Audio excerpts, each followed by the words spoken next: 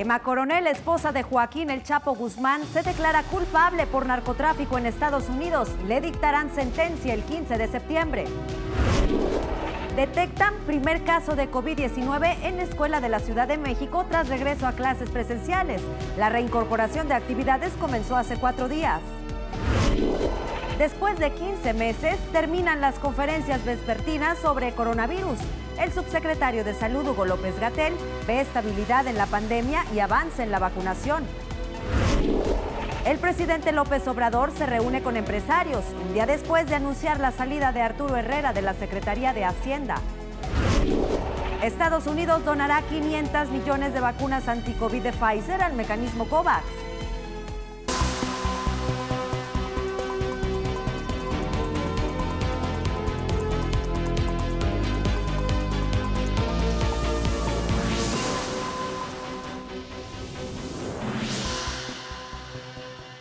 Hola, ¿qué tal? Soy Viviana Sánchez, esto es Latinos Diario.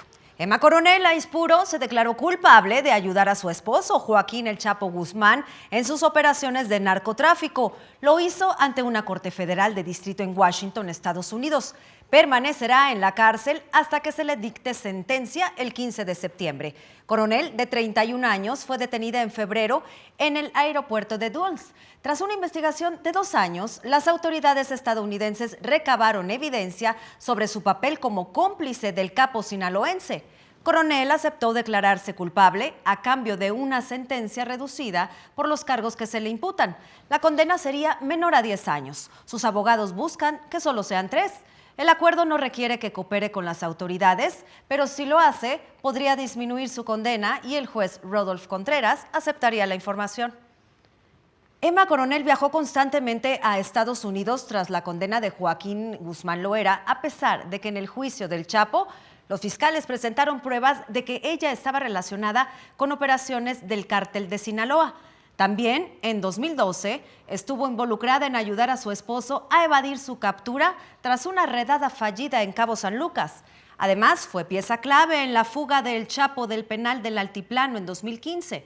Los fiscales señalaron a Coronel de usar sus privilegios de visita conyugal para actuar como emisaria entre el capo y el equipo que planeó su escape por medio de un túnel. En 2016, cuando Guzmán Loera fue capturado por última vez, Coronel participó en un plan que pretendía sobornar a un alto funcionario de la prisión.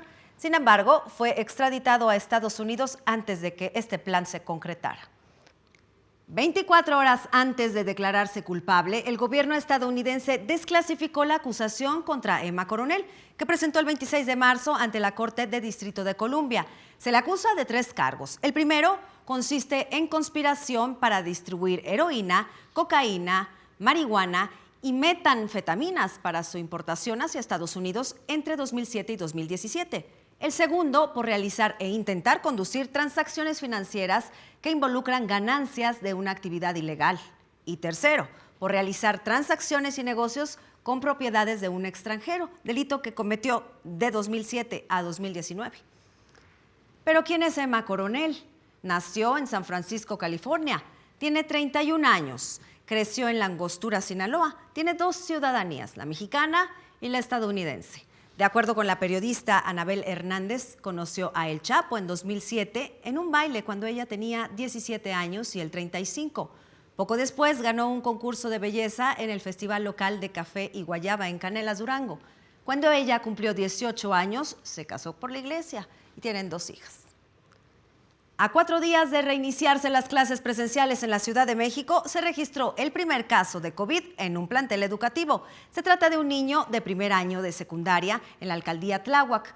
Autoridades educativas también advirtieron que en una escuela particular en Mixcoac hay 2 casos sospechosos. Uno salió negativo y otro está en espera del resultado. El presidente Andrés Manuel López Obrador reiteró hoy la importancia de regresar a clases presenciales en estados que están en semáforo verde, aunque dijo la decisión final es de los padres de familia. Y en Tamaulipas, tras el regreso paulatino de estudiantes a las escuelas, en algunos municipios del estado se han registrado 8 contagios en menores de entre 4 y 17 años. En la zona sur hay 3, en el centro también hay 3 casos, mientras que en Matamoros se detectaron 2 casos más. Estamos preparados, afortunadamente, como insisto, es un fenómeno nuevo, en este momento parece ser moderado. No hay evidencia que sugiera que esta es una emergencia nacional. La fuerza del presidente es moral, no es una fuerza de contagio. El mínimo era 6,000, otro escenario era 8,000, otro era 12,500 y teníamos así hasta 28,000, que se redondea a los 30,000, e incluso un escenario muy catastrófico que podía llegar a 60,000. Es difícil, relativamente imposible, llegar a una predicción exacta. Usamos nuestro cubrebocas, particularmente en espacios públicos cerrados. Me lo voy a poner para ilustrar. Así se vivieron 15 meses de conferencias vespertinas diarias sobre COVID-19. Pues el día de ayer el subsecretario de Salud, Hugo López-Gatell, informó que mañana será la última. La primera se realizó el 22 de enero de 2020, cuando aún no se detectaba el primer caso de COVID-19 en nuestro país. Esta tarde y mañana se hará una recapitulación de la pandemia. Estaremos transitando a un esquema diferente de comunicación. Se encuentra en este momento en estabilidad. 19 entidades federativas están en condición de riesgo mínimo con el semáforo verde. Casi el resto está con semáforo amarillo. Hay 4 entidades, como lo hemos comentado, que tienen semáforo naranja. Hugo López-Gatell, subsecretario de Salud, dio por concluidas las conferencias vespertinas porque la pandemia lleva 5 meses a la baja. 19 de los 32 estados se encuentran en riesgo mínimo. La contingencia se ha estabilizado y la campaña de vacunación avanza. Dijo que la dinámica de las conferencias diarias podía llegar a un punto de saturación y agotamiento, pero dijo que hay otros canales de comunicación que continuarán abiertos. Y en nuestro país suman 229,353 muertes por COVID-19. Hay 2,441,866 contagios, según cifras de la Secretaría de Salud. Desde el inicio de la campaña de vacunación anti-COVID, el 24 de diciembre de 2020, a la fecha, más de 14,358,000 personas tienen el esquema completo. Y en tanto, más de 10,211,000 cuentan con una dosis. La vicepresidenta estadounidense Kamala Harris dijo en una entrevista a la agencia EFE que en las reuniones que tuvo con los presidentes de México, Andrés Manuel López Obrador, y de Guatemala, Alejandro Giammattei, le pidió que dejaran trabajar a las organizaciones no gubernamentales, a la prensa de sus países y al Poder Judicial. Dijo que fue muy franca con ellos al expresarles su preocupación por la corrupción y la impunidad que impera en sus naciones. El presidente Andrés Manuel López Obrador criticó que un juez otorgara una suspensión definitiva contra la orden de aprehensión del gobernador de Tamaulipas, Francisco García Cabeza de Vaca, por los delitos de delincuencia organizada y lavado de dinero. Dijo que los fallos deben ser respetados y acatados. Acusó que el Poder Judicial protege y ampara a las élites. No es posible que el Poder Legislativo decida que procede el desafuero y que debe de llevarse a cabo la investigación en contra del gobernador de Tamaulipas, que las autoridades competentes hagan su trabajo y de repente el juez ampara. Es una justicia, entre comillas. Y en la Cámara de Diputados se abrió el expediente sobre el proceso de desafuero contra el legislador de Morena, Benjamín Saúl Huerta, acusado de abuso sexual y violación. Este expediente podrá ser consultado por las partes en un periodo de 12 días. Cumplido el plazo, comenzará la etapa de resolución. La priista Claudia Pastor reveló que en sus declaraciones, Saúl Huerta no niega haber participado en los hechos que se le imputan, sino que se limita a decir que la víctima y su familia difundieron la información con fines políticos. El presidente López Obrador advirtió que si la nueva conformación de la Cámara de Diputados no aprueba sus iniciativas, quedará comprobado que no son representantes populares. Por otro lado, también dijo que enviará una reforma para fortalecer a la Comisión Federal de Electricidad. ¿Quiénes asumen la responsabilidad? Pues los legisladores que van a rechazar la iniciativa en el caso que sucediera así. Entonces queda de manifiesto de que no son representantes populares, son representantes de grupos de intereses creados. Rescatistas lograron recuperar el cuerpo de José Leopoldo, el sexto de 7 trabajadores que quedaron atrapados en una mina que se inundó el pasado viernes en Musquis, Coahuila. Los trabajos continúan para recuperar el cuerpo de otro trabajador, Juan Carlos. Familiares y vecinos exigen cárcel para los responsables del accidente por las malas condiciones en las que se encuentra la mina.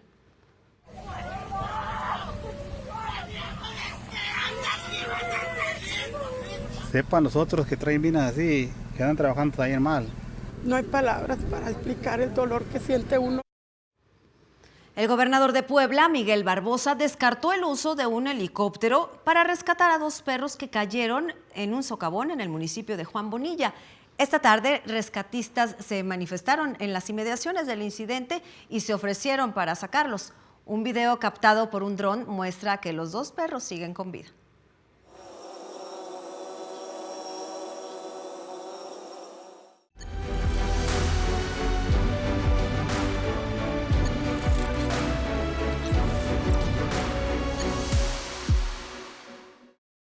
El presidente López Obrador dijo que las ambiciones personales, la fantochería y politiquería al interior de Morena les afectó en el proceso electoral del 6 de junio.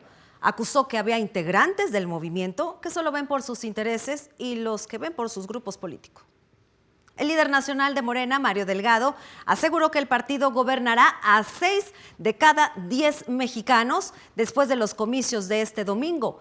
Reconoció a los partidos aliados de Morena como PT, Verde Ecologista y Encuentro Social. Sobre la alianza PRI-PAN-PRD, esto dijo. Se unieron en una alianza, reconociendo que esa unión no es ideológica, es una defensa de los intereses que ellos procuran, pero fracasaron en su intento. Tenemos nuevamente la mayoría. Samuel García sería declarado culpable por violencia política de género, según un proyecto del Tribunal Electoral del Poder Judicial de la Federación. Esto debido a uno de los spots donde minimizó por ser mujer a Clara Luz Flores, de Morena, y mostró actitudes machistas que generan estereotipos. Samuel García, virtual gobernador de Nuevo León, tendría que ofrecer una disculpa pública en todas sus redes sociales. Y en Campeche, de acuerdo a la autoridad electoral local, 771 paquetes electorales podrían ser parte del recuento debido a diversas inconsistencias. En el estado se dio una de las contiendas más cerradas a la gubernatura y según los resultados del PREP, hay menos de 2 puntos de diferencia entre la virtual ganadora, Laida Sansores de Morena, y Eliseo Fernández de Movimiento Ciudadano. Y en San Luis Potosí, al menos el 74% de los paquetes electorales de la contienda a gobernador se volverán a contar. Así lo informó el Consejo Estatal Electoral. 10 municipios serán parte del recuento. En el estado, Ricardo Gallardo, de la Alianza Partido Verde PT, aventaja en el PREP con 36.1% de los votos, casi 4 puntos arriba de Octavio Pedrosa, de la Alianza PAN-PRI-PRD. Para la gubernatura en Guerrero, Mario Moreno, del PRI-PRD, buscará la reapertura de la mayor cantidad de paquetes debido a inconsistencias. Señaló que el PREP se detuvo cuando tenía un avance del 37% en el registro de las actas. En ese momento, Moreno tenía el 37.4% de las preferencias por el 46.3% de su rival Evelyn Salgado de Morena. Las autoridades electorales locales rechazaron una posible caída del sistema, pero reconocieron problemas de energía y conectividad de Internet en el proceso. Y en Michoacán, la coalición PRI-PAN-PRD afirma irregularidades en el cómputo de elección a gobernador. Dijo que su candidato, Carlos Herrera, pierde con el 2.55% frente a Alfredo Ramírez Bedoya de Morena. La coalición acusó de inconsistencias en votos nulos, casillas que abrieron con retrasos y un alto porcentaje de funcionarios que no se presentaron. En el municipio de Ocuituco, Morelos, simpatizantes del Partido Humanista protestaron en el Consejo Municipal y quemaron paquetes electorales. Señalaron que hubo irregularidades en el conteo de votos y fraude en la elección para presidente municipal. El virtual ganador en ese municipio, según datos del PREP, es el panista Juan José Ansúrez.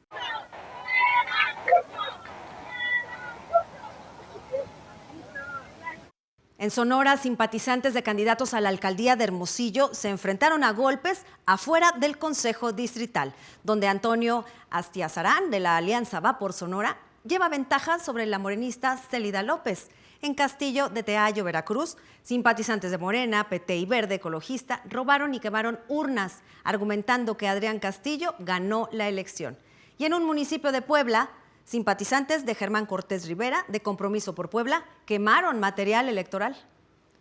La Fiscalía General de la República anunció la apertura de una carpeta de investigación contra los llamados influencers, tras recibir numerosas denuncias ciudadanas por los mensajes del Partido Verde y que difundieron un día antes de la votación en plena veda electoral.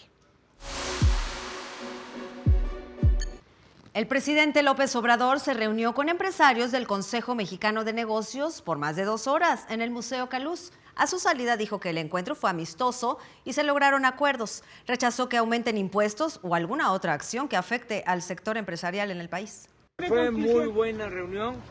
Se reafirmó el deseo, la voluntad de trabajar juntos, de promover la inversión privada, que es fundamental. No se puede desarrollar el país solo con inversión pública. La oficina del representante comercial de Estados Unidos solicitó a México revisar si a los trabajadores de la fábrica de autopartes Tridonex en Matamoros se les han negado sus derechos laborales de libre asociación y negociación colectiva. En un comunicado, las autoridades resaltan que es la segunda vez en la historia y la segunda ocasión en menos de un mes que el gobierno estadounidense solicita que se revisen problemas con negociaciones colectivas en México. Washington pidió que el asunto se revise bajo el mecanismo laboral de respuesta rápida del TEMEC. Y en respuesta, el gobierno mexicano dijo estar comprometido en el cumplimiento del TEMEC en materia laboral.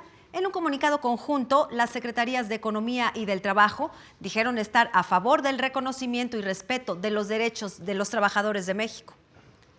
El turismo internacional que visitó México tuvo un aumento importante en abril respecto al mismo mes del año 2020. Según el INEGI, ingresaron a nuestro país 2.326.000 viajeros, 199.3% más que los registrados el año pasado, cuando solo fueron 777.000.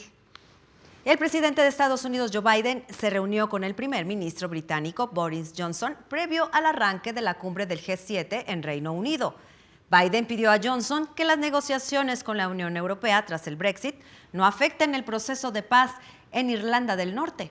La cumbre comienza mañana y se espera que el mandatario estadounidense se reúna con la reina Isabel II el domingo. Las detenciones de migrantes en la frontera entre México y Estados Unidos alcanzaron en mayo un máximo histórico, con 180.034 arrestos. En cambio, bajo la llegada de menores migrantes no acompañados, arribaron 14.158, 3.000 menores menos que en el mes anterior. La mayoría de ellos venían de Guatemala, Honduras y El Salvador. El ministro de Inmigración de Canadá, Marco Mendicino, anunció que el país está preparado para recibir a algunos migrantes centroamericanos y de esta manera ayudar a Estados Unidos. Dijo que la semana pasada habló con el secretario de Seguridad Nacional estadounidense, Alejandro Mayorkas, sobre este tema. Con el 100% de las actas computadas, el candidato presidencial de la izquierda, Pedro Castillo, queda en primer lugar en las elecciones en Perú. Por otra parte, el fiscal José Domingo Pérez, integrante del equipo especial Lavallato, solicitó prisión preventiva para la candidata presidencial de Perú, Keiko Fujimori, por haber incumplido resoluciones judiciales al reunirse con testigos del caso Odebrecht, donde ella supuestamente recibió dinero para su campaña de 2018. Fujimori es investigada por los delitos de crimen organizado, lavado de dinero a activos y entre otros cargos. A 5 meses de las elecciones presidenciales en Nicaragua, el gobierno de Daniel Ortega, quien busca un 4º mandato consecutivo, ha detenido a 7 opositores, 4 de ellos posibles contrincantes en la elección, incluida una periodista, Cristina Chamorro. Las acciones de Ortega contra sus opositores han sido calificadas como autoritarias.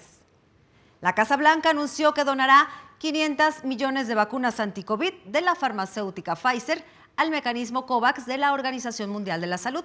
Serán 92 países de ingresos bajos y medios los beneficiados con esta acción. 80 millones de dosis se darán a finales de este mes. También Estados Unidos informa que pactó con la farmacéutica Merck comprar 1.700.000 dosis de su tratamiento experimental anti-COVID llamado Molnupiravir.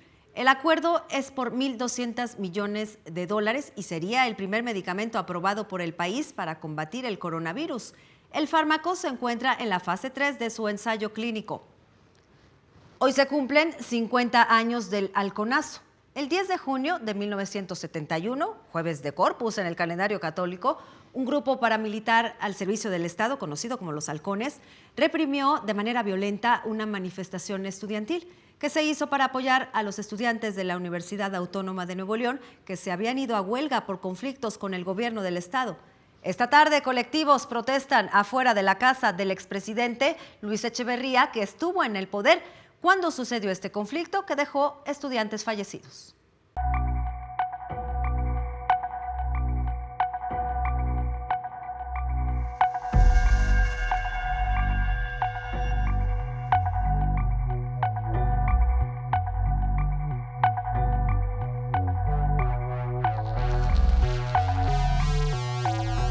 La Eurocopa empieza este viernes y terminará el domingo 11 de julio. Se disputará en 11 países distintos con 24 selecciones diferentes. El partido inaugural será Italia contra Turquía a las 2 de la tarde, tiempo del centro de la Ciudad de México, en el Estadio Olímpico de Roma.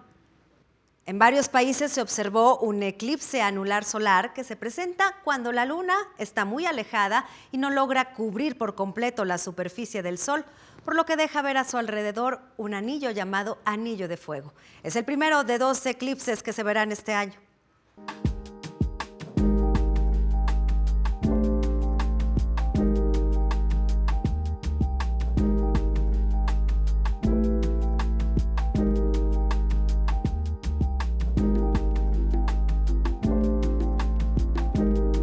Lo invito a que continúe informado a través de Latinus. Soy Viviana Sánchez. Muy buenas tardes.